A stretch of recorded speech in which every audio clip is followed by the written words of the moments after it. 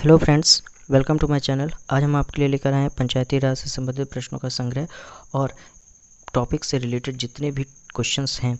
ये क्वेश्चंस बहुत इंपॉर्टेंट हैं और ये बीओ क्लास के लिए बहुत इंपॉर्टेंट है। और जैसे पंचायती राज विषय क्या है, पंचायती राज प्रणाली क्या है, पंचायती राज किस सूची में सम्मिलित किया गया है, पंचायत के विषय क्या क्या हैं, ठीक है।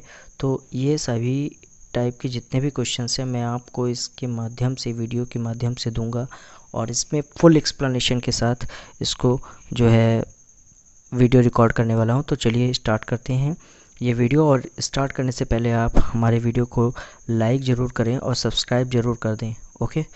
तो जो नए व्यूवर्स हैं वो सब्सक्राइब ज़रूर करें। तो चलिए स्टार्ट करते हैं। पहला क्वेश्चन है हमारा, निम्न में से कौन पंचायत की संरचना के बाबत उपबंध करने को अधिकृत है। तो ए ऑप्शन है हमारा पर राज्य का राज्यपाल, और बी है राज्य का विधानमंडल, और सी है भारत के संसद, और डी है भारत का राष्ट्रपति। तो यहाँ पे आपको बताना है कि जो पंचायत की संरचना है वो जो है उसका अधिकृत करने के लिए कौन से बाबत उपबंध किए गए हैं। तो सबसे पहले तो मैं आपको बता दूं कि जो अनुच्छेद 243 है इससे जुड़ा हुआ है इस पंचायती राज से, ठीक है। और पंचायती राज 243 गा के अनुसार ये बताया गया है कि जो राज्य का विधानमंडल है वो पंचायत की संरचना करेगा, ठीक है। तो इस तरीके से इसका जो क्वेश्चन का सही ऑप्शन हो जाएगा वो हो जाएगा आपका बी, ठीक है। और इसका एक्सप्लेनेशन आप आगे भी देख सकते हैं। संविधान के अनुच्छेद गा के अनुसार राज्य का जो विधानमंडल है पंचायतों की संरचना के बाबत उत्पन्न करने को अधिकृत है, ओके। अनुच्छेद 243 का गा, ठीक है, ये आप याद रखिएगा, ओके। तो पंचायती राज के अनुच्छेद से संबंधित है 243 का, ओके। अब नेक्स्ट क्वेश्चन की बात करते हैं। तो सेकेंड क्वेश्चन है हमारा, ग्राम पंचायत के विषय में क्या सही नहीं है। पहला कथन है ग्राम पंचायत में अधिकतम 20 पंच हो सकते हैं, ये सही बात है। और दूसरा, ग्राम पंचायत में यदि 15 पंच निर्वाचित हैं तो 5 पंच मनोनीत किए जाते हैं, ये गलत हो सकता है क्योंकि ये 5 पंच मनोनीत किए जाते हैं, ये गलत बात है। और तीसरा है जनपद पंचायत अध्यक्ष 5 पंचों को नामित करता है, ये भी गलत है। जनपद पंचायत बिल्कुल नहीं करेगी। और इसके बाद है चौथा, ग्राम पंचायत में 10 पंच भी हो सकते हैं, ये बिल्कुल राइट है।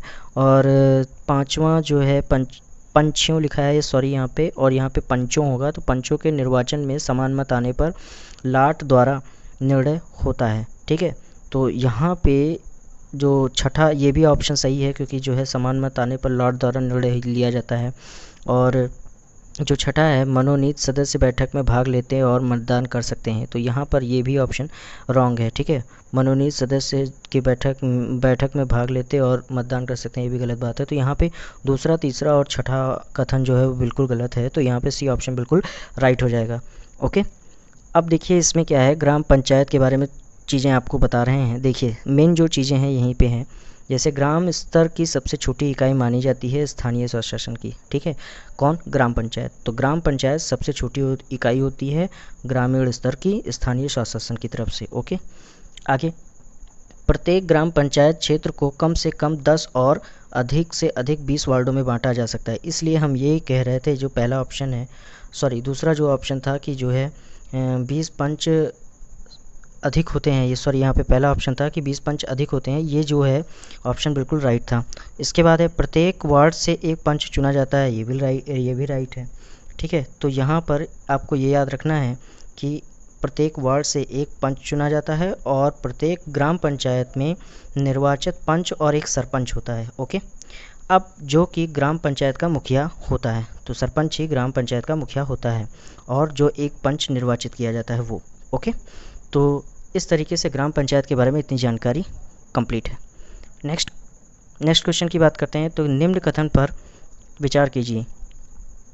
पहला है कि भारत के संविधान के भाग 9 में पंचायतों से संबंधित उपबंध हैं और उसे संविधान 73वां संशोधन अधिनियम 1992 द्वारा अंततः स्थापित किया गया है।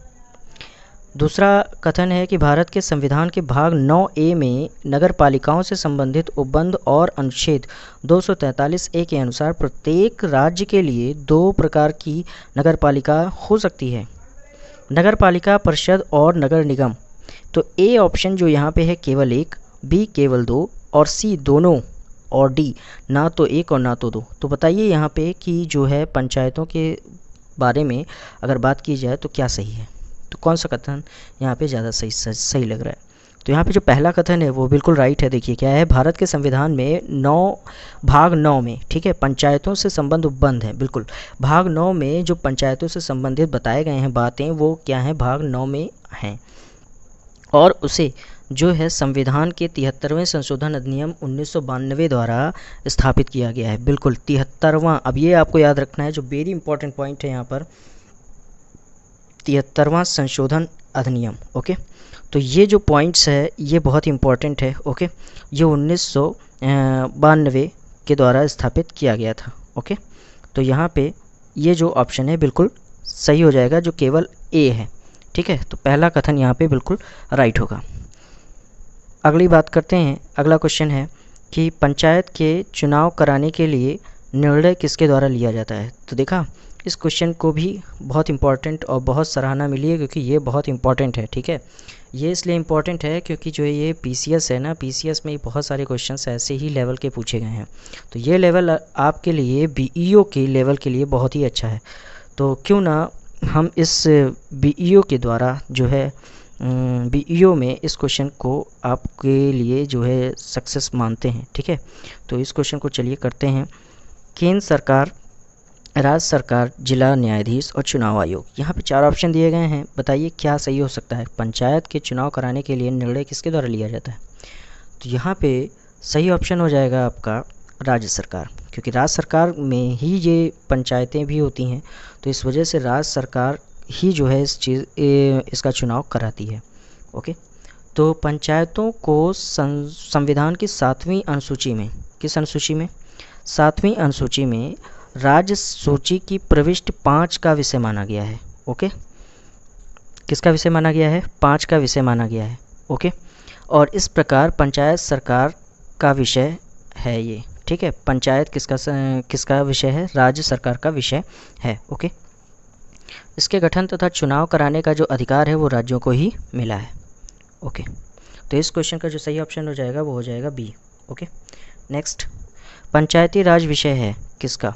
तो पंचायती राज विषय किसके आधार पर है, तो ये किस सूची पर है। देखिए सूची बहुत इंपॉर्टेंट है यहाँ पर। तो ए दिया गया है समवर्ती सूची, बी दिया गया है केंद्र की सूची पर, और सी दिया गया है राज्य की सूची पर, और डी है शेषाधिकारों की सूची पर। तो यहाँ पे इस क्वेश्चन का सही ऑप्शन क्या हो जाएगा, इस क्वेश्चन का सही ऑप्शन हो जाएगा हमारा सी ऑप्शन, राज्य सूची पर। ठीक है, तो यहाँ पे बगल में आपको देखिए क्या दिया गया है, एक्सप्लेनेशन भी दिया गया है कि पंचायतों को संविधान की 7वीं अनुसूची में, किस अनुसूची में, 7वीं अनुसूची में राज्य सूची की प्रविष्टि 5 का विषय माना जाता है। ओके, तो इस तरीके से यहाँ पे ये चीज़ देखने को मिल रहा है कि पंचायत राज्य सरकार का ही विषय है। ओके, और इसके गठन तथा चुनाव कराने का जो अधिकार है ना वो राज्यों को ही, अभी जैसा कि हमने पिछले ऑप्शन में आपको बताया था। ठीक है, पिछले क्वेश्चन में। तो यहाँ पे जो सी ऑप्शन हो जाएगा वो बिल्कुल राइट हो जाएगा। ओके, तो नेक्स्ट क्वेश्चन की बात करते हैं। निम्न में से कौन पंचायतों के वित्तीय स्थिति का पुनर्विलोकन करने के लिए वित्त आयोग का गठन करता है। तो ए ऑप्शन है संबंधी राज्य का मुख्यमंत्री, बी है संबंधी राज्य का वित्त मंत्री, और सी है संबंधित राज्य का राज्यपाल, और डी है संबंधित राज्य का पंचायती राज मंत्री। तो इस क्वेश्चन का सही ऑप्शन क्या हो जाएगा, आप बताइए इसको। ठीक है, तो इसके बारे में अगर हम बात करते हैं तो यहाँ पे जो सी ऑप्शन है वो बिल्कुल राइट हो जाएगा, संबंधित राज्य का राज्यपाल। ठीक है, तो भारतीय संविधान के अनुच्छेद 243 के अनुसार आपने देखा ही कि राज्य का जो राज्यपाल है वो 73वां संशोधन अधिनियम, ठीक है, 1992 के प्रारंभ से ही 1 वर्ष के भीतर, कितने वर्ष, 1 वर्ष के भीतर, ठीक है, या उससे जल्दी या उसके बाद 5 वर्ष की समाप्ति पर वित्त आयोग का गठन करेगा। हर 5 वर्ष की समाप्ति पर कितने आयोग का गठन करेगा, वित्त आयोग का गठन करेगा, जो पंचायत की वित्तीय स्थिति का पुनर्विलोकन करेगा। तो इस तरीके से यहाँ पर इस क्वेश्चन का जो सही ऑप्शन हो जाएगा वो हो जाएगा राज्य का राज्यपाल। तो 243 के फर्स्ट के अनुसार ये चीज़ें बताई गई हैं। ओके, तो नेक्स्ट क्वेश्चन है हमारा निम्न में से कौन एक पंचायतों से संबंधित नहीं है? अब ए आता है राज्य निर्वाचन आयोग पंचायतों का चुनाव संपादित करेगा, बी संविधान संशोधन अधिनियम 74वां, और सी सभी पंचायतों का कार्यकाल 5 वर्ष निर्धारित होगा, और डी एक पंचायत के भंग होने के 6 महीने के अंदर नया चुनाव कराया जाएगा। तो बताइए इस क्वेश्चन का सही ऑप्शन क्या हो जाएगा? तो पंचायतों से जो संबंधित नहीं है वो कौन सा है? तो यहाँ पे इस क्वेश्चन का जो सही ऑप्शन हो जाएगा वो हो जाएगा बी, ठीक है, 74वां संशोधन। जैसा कि अभी मैंने बताया आपको कि एक पंचायत से संबंधित नहीं है क्या? 74वां संशोधन। ओके, तो 74वां संशोधन ये पंचायत से नहीं नगर पालिका से संबंधित है। ओके, तो इस क्वेश्चन का जो सही ऑप्शन हो जाएगा वो हो जाएगा बी। ओके, नेक्स्ट क्वेश्चन है हमारा, भारतीय संविधान का कौन सा संशोधन पंचायती राज व्यवस्था को संवैधानिक दर्जा प्रदान करता है? तो ए है 71वां संशोधन, बी है 72वां संशोधन, और सी है 73वां संशोधन, और डी है 75वां संशोधन। तो इस क्वेश्चन का तो ये तो बहुत ईजी है। अभी अभी मैंने आपको बताया कि पंचायती राज व्यवस्था किससे संबंधित है, किस संशोधन से संबंधित है। तो यहाँ पे इस क्वेश्चन का जो सही ऑप्शन हो जाएगा वो हो जाएगा 73वां संशोधन। ओके, तो बहुत ही जल्दी आप लोगों ने अब इस चीज़ को बहुत ही अच्छे तरीके से जान गए होंगे कि 73वें संशोधन के नियम के अनुसार ही जो है पंचायती राज व्यवस्था आई है। ओके, तो आगे बढ़ते हैं। अगला क्वेश्चन है हमारा, तो इस क्वेश्चन का सही ऑप्शन हो जाएगा 73वां, और इसके बाद है हमारा, पंचायती चुनाव में अनुसूचित जातियों के लिए पदों का आरक्षण किस राज्य में लागू नहीं होता है? तो 4 प्रदेश दिए गए हैं, 4 राज्य हैं हमारे, एक उत्तर प्रदेश, असम और हरियाणा और अरुणाचल प्रदेश। तो यहाँ पे इनमें से बताइए आप कि क्या सही हो सकता है, कौन सी अनुसूचित जाति की बात हो रही है, याद रखिएगा। तो पंचायती चुनाव में अनुसूचित जातियों के लिए जो पदों का आरक्षण है वो किस राज्य में लागू नहीं होता? इसका मतलब सीधी सी बात है, कहाँ पर अनुसूचित जातियों की संख्या कम है, मतलब है ही नहीं, बिल्कुल है ही नहीं। तो वहाँ पे हम क्या कहेंगे? अरुणाचल प्रदेश। कौन सा ऑप्शन हो जाएगा हमारा? अरुणाचल प्रदेश हो जाएगा। इस क्वेश्चन का जो सी ऑप्शन है वो बिल्कुल राइट होगा। ओके, आगे बढ़ते हैं। नेक्स्ट क्वेश्चन है हमारा, तो संविधान के मूल में संशोधनों में से किसके अंतर्गत भारत में महिलाओं के लिए ग्राम पंचायतों में 30% आरक्षण दिया गया है? तो बताइए किस संशोधन के अंतर्गत जो है महिलाओं को 30% का आरक्षण दिया गया है? ये बहुत ही बेहतरीन क्वेश्चन है आपके लिए। अगर पेपर में हो सकता है तो ये पीसीएस और बीईओ दोनों में आ सकता है। तो इस तरीके के क्वेश्चन बहुत ज़्यादा पूछे जाते हैं महिलाओं से रिलेटेड। ओके, तो चलिए बताइए आपका इसमें कौन सा संशोधन होगा यहाँ पर? तो अभी मैंने बताया कि पंचायत राज की अगर बात आती है तो वहाँ पे क्या है हमारा 73वां संशोधन, तो इसमें भी सी ही ऑप्शन बिल्कुल राइट होगा। ओके, तो आगे अगले क्वेश्चन की बात करते हैं, ग्राम सभा का अभिप्राय क्या है? अच्छा, ग्राम सभा की बात आती है तो ग्राम सभा के बारे में भी अभी हम कुछ चीज़ें बताते हैं। आप ऑप्शन देख लीजिए पहले, एक पंचायत क्षेत्र के लोग, बी जिलाधिकारी से अभिसूचित विशिष्ट लोग, और सी ग्राम स्तर के पंचायत क्षेत्र के निर्वाचक नामावली में पंजीकृत लोग, और डी पंचायतों के सदस्य। तो यहाँ पे कौन सा ऑप्शन बिल्कुल राइट हो जाएगा? इस क्वेश्चन के आंसर में आपको क्या लगता है क्या आएगा? तो जो ग्राम स्तर की बात हो रही है तो ग्राम स्तर के पंचायत क्षेत्र के निर्वाचक नामावली में पंजीकृत लोग हैं, ये है ग्राम सभा। ये क्या है? ग्राम सभा। ओके, तो 73वें संशोधन अधिनियम पंचायती राज के ग्राम सभा का प्रावधान करता है। ओके, तो ये जो 73वां संशोधन नियम है ये जो है ग्राम सभा का प्रावधान करता है, ठीक है, पंचायत राज के। तो ग्राम सभा में गांव स्तर पर जो गठित पंचायत क्षेत्र में निर्वाचक सूची पंजीकृत व्यक्ति होते हैं, यही जो है पंजीकृत मतदाताओं की एक जो है ग्राम स्तरीय सभा कहलाती है। ठीक है, तो इस तरीके से हम ये कह सकते हैं कि जो गांव में रहने वाले लोग होते हैं उसी में से उसी गांव के स्तर पर एक पंचायत गठित की जाती है और उसमें से ऐसे व्यक्ति निर्वाचित होते हैं जो है पंजीकृत कराते हैं मतदाताओं के लिए। ठीक है, तो इस तरीके से फिर उसका चुनाव होता है और उसमें ग्राम सभा चुनी जाती है। तो ग्राम सभा जो है यहाँ पे वो लोग होते हैं जो ग्राम स्तर के पंचायत क्षेत्र के निर्वाचक नामावली में पंजीकृत लोग हैं, उन्हीं को बोलते हैं। ओके, तो इस क्वेश्चन का सही ऑप्शन हो जाएगा सी ऑप्शन। ओके, तो अगला क्या है? अनुसूचित क्षेत्रों में ग्राम सभा के सम्मेलन की अध्यक्षता कौन करता है? तो ए है सरपंच, बी है उपसरपंच और सी है सरपंच या उपसरपंच और डी है उपस्थित अनुसूचित जनजाति सदस्य जो ग्राम सभा द्वारा चुना जाए। तो यहाँ पे इस क्वेश्चन का सही ऑप्शन क्या हो जाएगा? अगर बात आती है अनुसूचित क्षेत्रों की, तो अनुसूचित क्षेत्रों में जो ग्राम सभा होता है उसमें उपस्थित अनुसूचित जनजाति के जो सदस्य होता है उसी से ग्राम सभा द्वारा चुना जाता है। ठीक है, तो वही जो है यहाँ पे अध्यक्षता रखता है। तो यहाँ पे क्या हो जाएगा? डी ऑप्शन बिल्कुल राइट हो जाएगा। ओके, तो नेक्स्ट क्वेश्चन की बात करते हैं हम। अब देख लो, यहाँ पे नेक्स्ट क्वेश्चन से पहले कुछ इसके बारे में बताया भी गया है कि अनुसूचित क्षेत्रों में जो ग्राम सभा का सम्मेलन की अध्यक्षता होती है वो किसके द्वारा होती है? जो ग्राम सभा द्वारा चुना जाए, पहला तो ये है। दूसरा, पेसा के नियमों अनुसार। ठीक है, पैसा क्या होता है? PESA। ठीक है, ये इसके अनुसार जो है यहाँ पे सदस्य 1 वर्ष के लिए आम सहमति से चुना जाता है।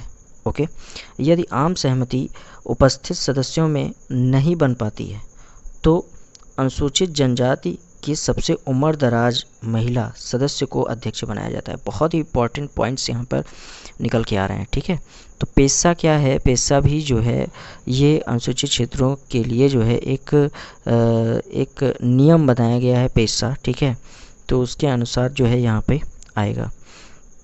ये चीज़ बताया जाता है कि जो सदस्य हैं वो 1 वर्ष के लिए आम सहमति से अध्यक्ष चुना जा सकता है। ओके, तो आगे बढ़ते हैं, अगले क्वेश्चन की बात करते हैं। पंचायती राज व्यवस्था का मूल उद्देश्य क्या सुनिश्चित करना होता है? ए है, पहला कथन है विकास में जन भागीदारी और दूसरा कथन है राजनीतिक जवाबदेही और तीसरा है लोकतांत्रिक विकेंद्रीकरण और चौथा है वित्तीय संग्रहण। तो ए ऑप्शन सही है इसमें क्या? ए ऑप्शन सही है कि बी सही है कि सी सही है कि डी सही है? तो बताइए इसमें क्या ऑप्शन बिल्कुल राइट हो जाएगा।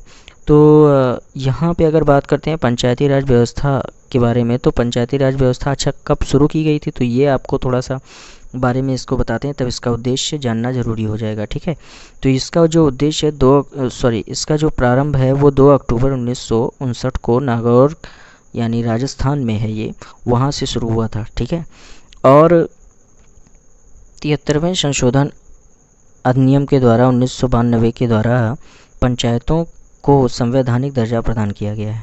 ओके, तो जन भागीदारी और लोकतांत्रिक विकेंद्रीकरण और जनता की विकास में। ठीक है, तो इस तरीके से यहाँ पे जो तीनों ऑप्शन है ये बिल्कुल सही हो जाएंगे। जैसे तीनों ऑप्शन नहीं होके 1 और 3 जो है वो ज़्यादा सही है, जैसे विकास में जन भागीदारी और लोकतांत्रिक विकेंद्रीकरण। तो इस क्वेश्चन का जो सही ऑप्शन हो जाएगा वो हो जाएगा सी ऑप्शन, बिल्कुल राइट। ओके, नेक्स्ट है भारतीय संविधान के निम्नलिखित अनुच्छेदों में कौन सा अनुच्छेद राज्य सरकारों के ग्राम पंचायतों को संगठित करने का निर्देश देता है? तो आपको इस क्वेश्चन का सही ऑप्शन चुनना है। तो बताइए क्या होगा यहाँ पर कि अनुच्छेद 32, अनुच्छेद 40, अनुच्छेद 48 और अनुच्छेद 51। तो यहाँ पे इस क्वेश्चन का जो सही ऑप्शन हो जाएगा वो अनुच्छेद 40 होगा। ठीक है, तो संविधान का जो अनुच्छेद 40 है वो राज्य को ग्राम पंचायतों को संगठित करने का निर्देश देता है और यह राज्य के नीति निर्देशक तत्वों में शामिल है। पहला तो ये हो गया, दूसरा ये पॉइंट है कि राज्य के नीति निर्देशक तत्वों में शामिल है।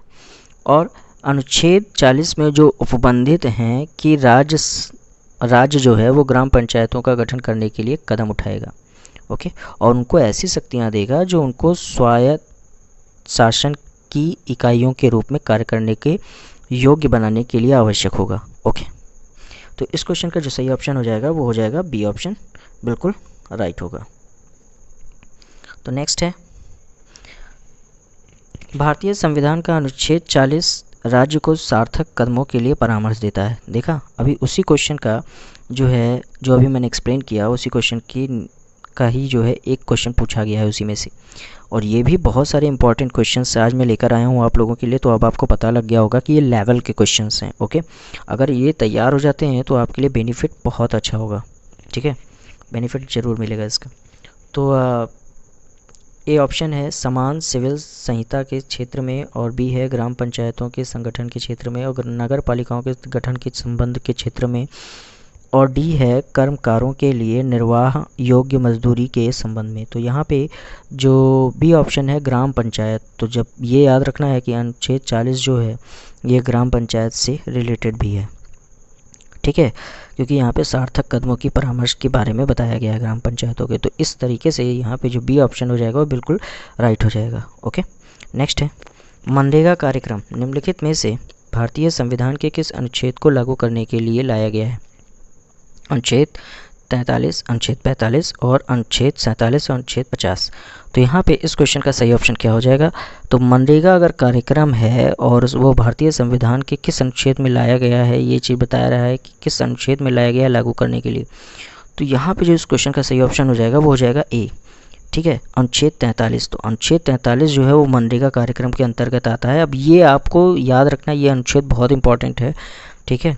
तो अब बात करते हैं कि ये जो संविधान में नीति निर्देशक तत्व बताए गए हैं ये भाग 4 में बताए गए हैं, ठीक है, किसमें? भाग 4 में, और इसी के अंतर्गत आता है अनुच्छेद 43, ठीक है, जिसमें कहा गया है कि राज्य और विधान या आर्थिक संगठन द्वारा किसी अन्य रीत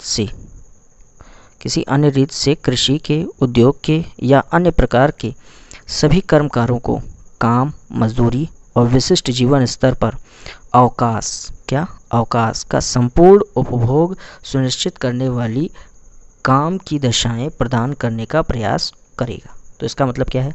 मनरेगा का कार्यक्रम जो भी है इसमें होता है, ये सारी चीज़ें इसमें इन्वॉल्व हैं, ठीक है। तो ये एक संवैधानिक लक्ष्य की पूर्ति की दिशा में चलाया गया काम है, ठीक है, राज्य में। तो इस तरीके से इस क्वेश्चन का जो सही ऑप्शन हो जाएगा वो हो जाएगा ए।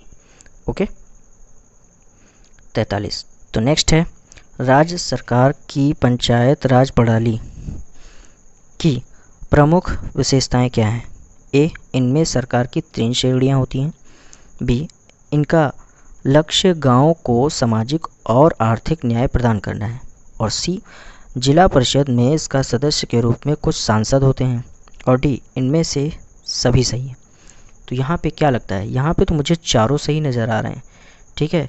तो इस तरीके से इस क्वेश्चन का जो सही ऑप्शन हो जाएगा वो चारों होगा, मीन्स यहाँ पे डी जो ऑप्शन है वो बिल्कुल राइट होगा। ओके, तो पंचायती राज प्रणाली स्थानीय स्तर पर त्रिशासन की व्यवस्था करता है।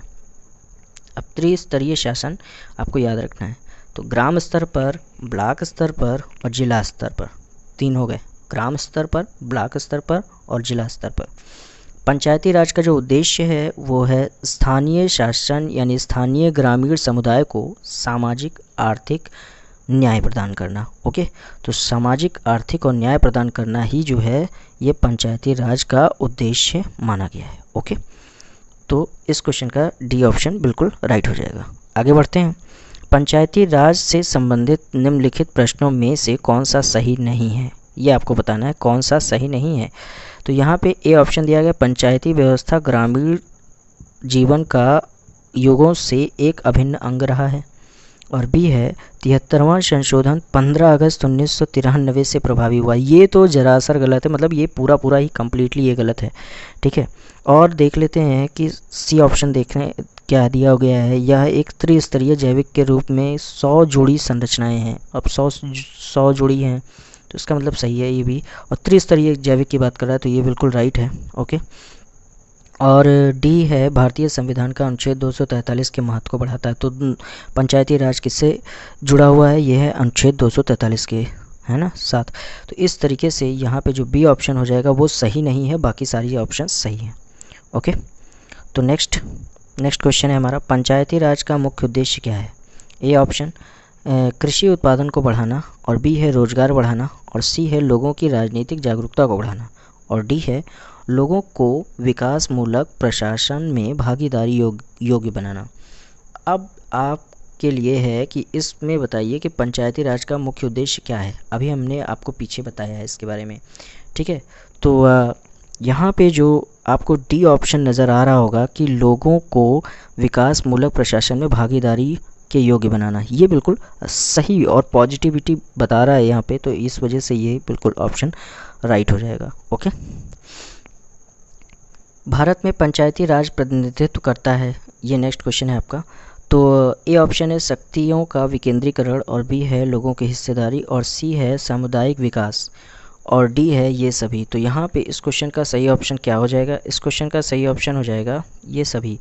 देखिए अभी मैंने आपको बताया कि जो भारत में पंचायती राज है वो किस में प्रतिनिधित्व करेगा? शक्तियों का विकेंद्रीकरण, लोगों की हिस्सेदारी और सामुदायिक विकास। तो बिल्कुल इसमें तीनों ऑप्शन बिल्कुल सही है। ओके, तो इस क्वेश्चन का जो सही ऑप्शन हो जाएगा वो डी हो जाएगा। और आगे बढ़ते हैं।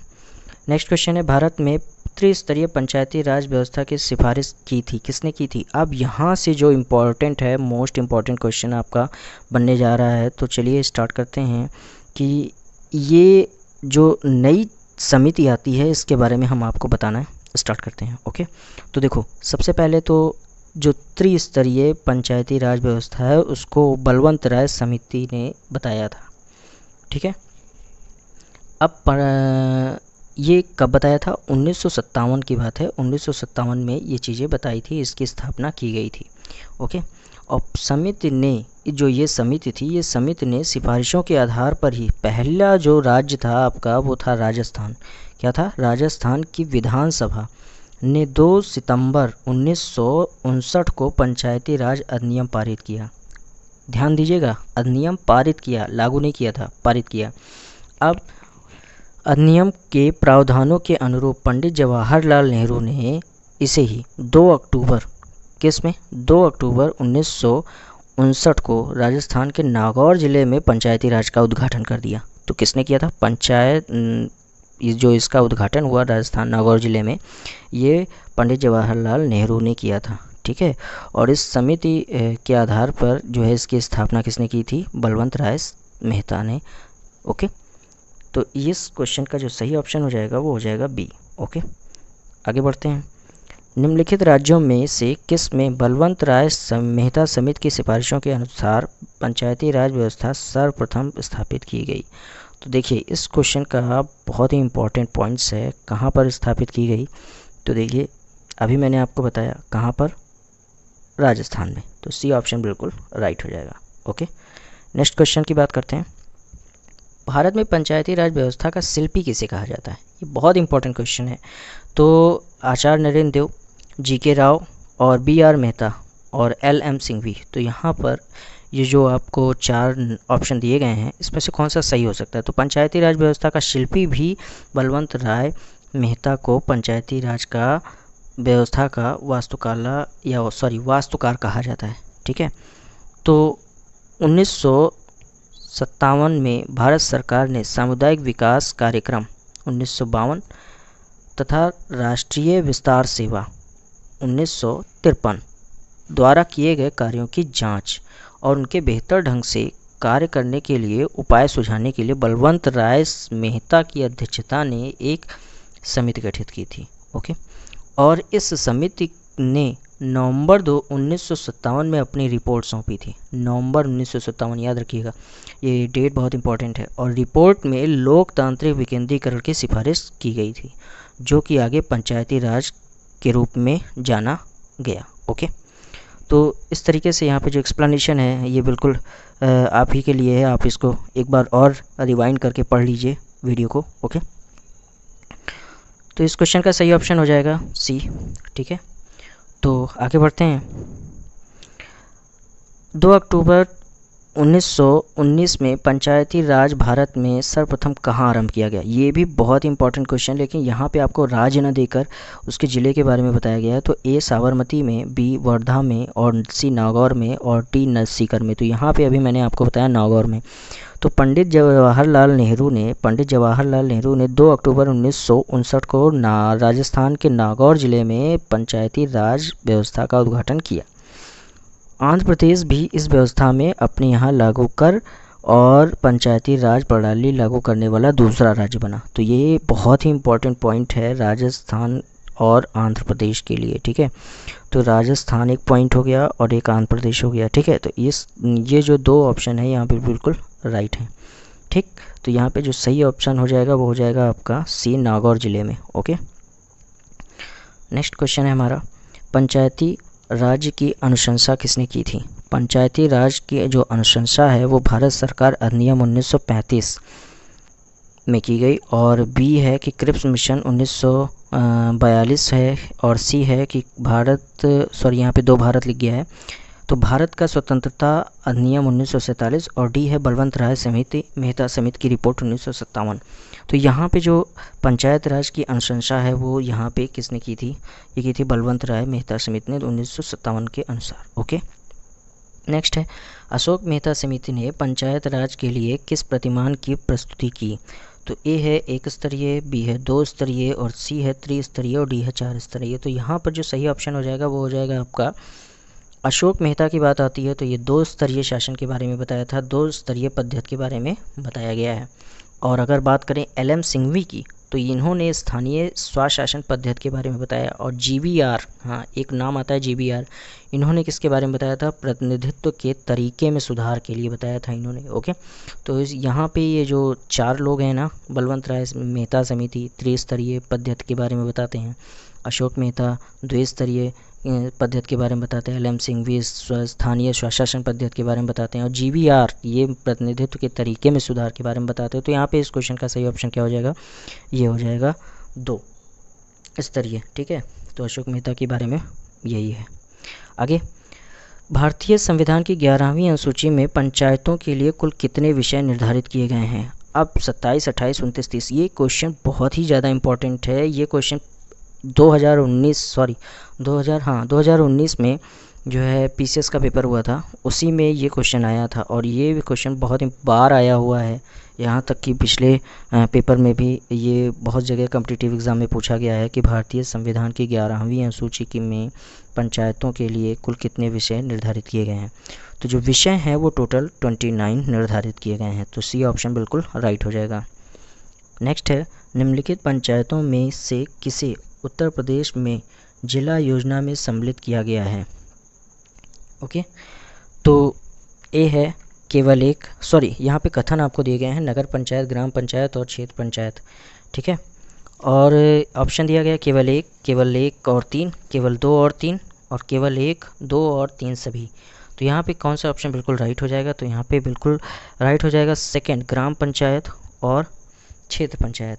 ठीक है, हम ये कह सकते हैं यहाँ पर डी जो ऑप्शन होगा वो 1, 2 और 3 सभी, यहाँ पे तो तीनों सही हैं, पंचायत के लिए तो तीनों सही हैं, नगर, ग्राम और क्षेत्र पंचायत। ओके, तो यहाँ पे जो डी ऑप्शन हो जाएगा वो बिल्कुल राइट हो जाएगा। ओके, नेक्स्ट है, पंचायती राज के 3 स्तरीय प्रणाली में आते हैं क्या। तो ए है ग्राम पंचायत, पंचायत समिति, ब्लॉक समिति, और बी है ग्राम पंचायत ब्लॉक समिति जिला परिषद, और सी है ब्लॉक समिति जिला परिषद और पंचायती समिति, और डी है ग्राम पंचायत क्षेत्र पंचायत और जिला पंचायत। जैसा कि अभी मैंने पिछले क्वेश्चंस की बात की है तो वैसे ही था, ग्राम पंचायत, क्षेत्र पंचायत और जिला परिषद। तो यहाँ पर भी इस क्वेश्चन का जो सही ऑप्शन हो जाएगा वो हो जाएगा कौन सा, वो हो जाएगा आपका डी। ठीक है, तो